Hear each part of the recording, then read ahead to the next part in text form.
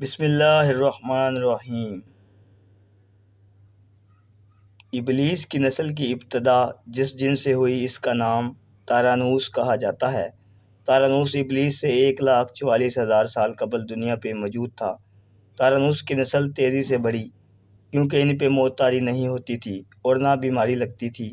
البتہ یہ چونکہ آتش مخلوق تھی تو سرکشی بدرجہ اتم موجود تھی۔ اس جنوں کی نسل کو پہلی موت فرشتوں کے ہاتھوں پیدائش کے 36,000 سال بعد آئی، جس کی وجہ سرکشی تھی۔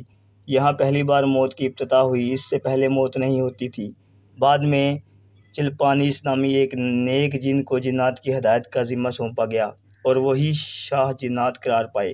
اس کے بعد ہاموس کو یہ ذمہ داری دی گئی۔ ہاموس کے دور میں ہی چلپا اور تبلیس کی پیدائش ہوئی۔ یہ دونوں اپنے وقت کے بے حد بہادر جنات تھے اور ان کی قوم کی چلیپا کو شاشین کا لقب اس کے شیر کے جیسے سر کی وجہ سے دیا۔ ان دونوں جنات کی وجہ سے ساری قوم کہنے لگ گئی کہ ہمیں اس وقت تک کوئی نہیں ہرا سکتا جب تک شاشین اور تبلیس ہمارے درمیان موجود ہیں۔ ان دونوں کی وجہ سے قوم کے جنات آسمان تک رسائی کرنے لگے اور تیسرے آسمان پر جا کر شرارت کار آتے۔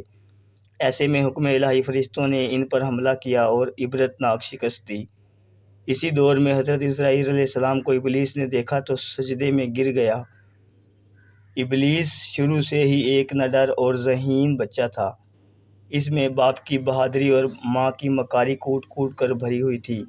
اس نے ملائکہ کے ساتھ جا کر توبہ کا باقاعدہ اعلان کیا اور پھر فرشتوں سے فیض علم حاصل کرنے لگا۔ علم حاصل کرنے اور ریاضت کا یہ عالم تھا کہ پہلے آسمان پر عابد، دوسرے آسمان پر زاہد، تیسرے آسمان پر بلال، چوتھے آسمان پر والی، پانچویں آسمان پر تقی اور چھٹے آسمان پر قبازان کے نام سے مشہور ہوا۔ یہ وہ وقت تھا جب یہ فرشتوں کو سکھاتا تھا۔ ساتویں آسمان پر ابلیس بقا نور میں رہا۔ ہفت افلاک کے سب ملائکہ معلم قرار دیا گیا۔ یہاں تک پہنچ کر ابلیس نے اپنی عاجزی اور ریاضت کی انتہا کر دی۔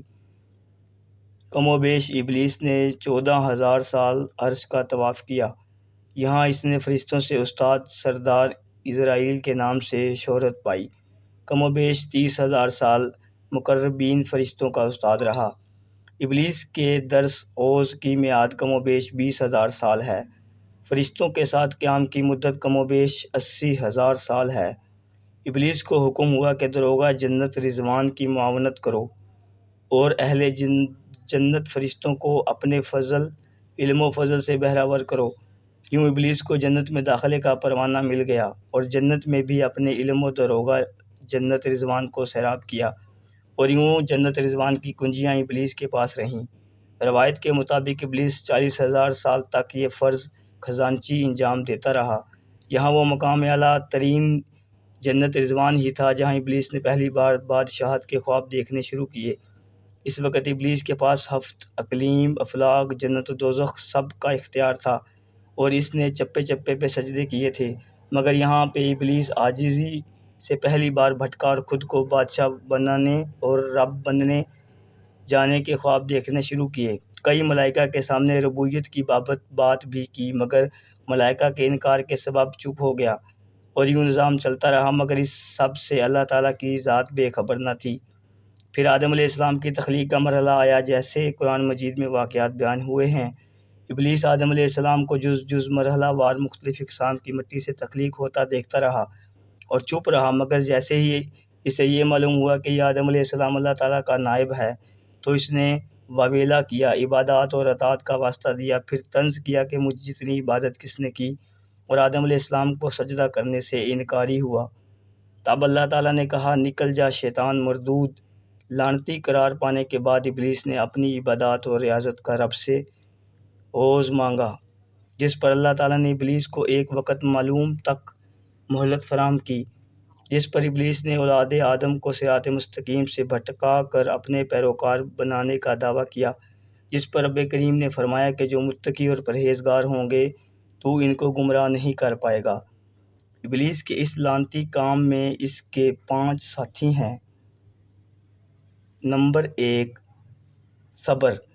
اس کے اختیار میں مصیبتوں کا کاروبار ہے جس میں لوگ ہائے واویلا کرتے ہیں، گریباں پھاڑتے ہیں، منہ پہ تماچے مارتے ہیں اور جاہلیت کے نعرے لگاتے ہیں۔ نمبر 2، اور یہ لوگوں کو بد کا مرتکب کرتا ہے اور بدی کو لوگوں پہ اچھا اور پسندیدہ کر کے دکھاتا ہے۔ نمبر 3، مسوت، یہ کذب، جھوٹ اور دروغ پہ معمور ہے، جسے لوگ کان لگا کر سنیں۔ یہ انسانوں کی شکلیں اپنا کر ان سے ملتا ہے اور انہیں فساد برپا کرنے کی جھوٹی خبریں سناتا ہے۔ نمبر 4، داسم، یہ ایک آدمی کے ساتھ گھر میں داخل ہوتا ہے اور گھر والوں کے عیب دکھاتا ہے اور ایک آدمی کو گھر والوں پہ غضبناک کرتا ہے۔ نمبر 5، ذاکنور، یہ بازاروں کا مختار ہے، بازاروں میں آ کر یہ بددیانتی کے جھنڈے گاڑتا ہے، بازاروں میں برائیوں اور فحاشیوں پہ ورگلاتا ہے۔ ابلیس کا آدم علیہ السلام کو سجدے سے انکار کا جذبہ حسد تھا کہ جس نے اسے مجبور کیا کہ میری جگہ آدم خاک کو کیوں ملی۔ یہ اس کا جذبہ تکبر اور غرور تھا کہ میں اعلیٰ ہوں، اور اس سے ایک سجدے انکار کی بات نہیں تھی، بات اطاعت سے سرکشی کی تھی، شرک کی تھی۔ ابلیس نے دل میں خود کو رب مان لیا تھا۔ اسی شرک عظیم کی بدولت ابلیس تا قیامت رسوا لعنتی ٹھہرا اور اولاد آدم کو بھٹکانے کے لیے آزاد قرار پایا۔ حاصل نتیجہ یہ ٹھہرا کہ رب کریم کو انسان کی عبادات، عاجزی، علم و دانش سے کچھ غرض نہیں۔ اللہ تعالیٰ صرف دیکھتا ہے کہ دل میں اطاعت و فرمانبرداری کتنی ہے۔ اسی بنیاد پر تقویٰ اور پرہیزگاری کے درجات بلند ہوتے ہیں۔ اللہ پاک ہمیں اور آپ سب کو عمل کی توفیق دے۔ جزاک اللہ۔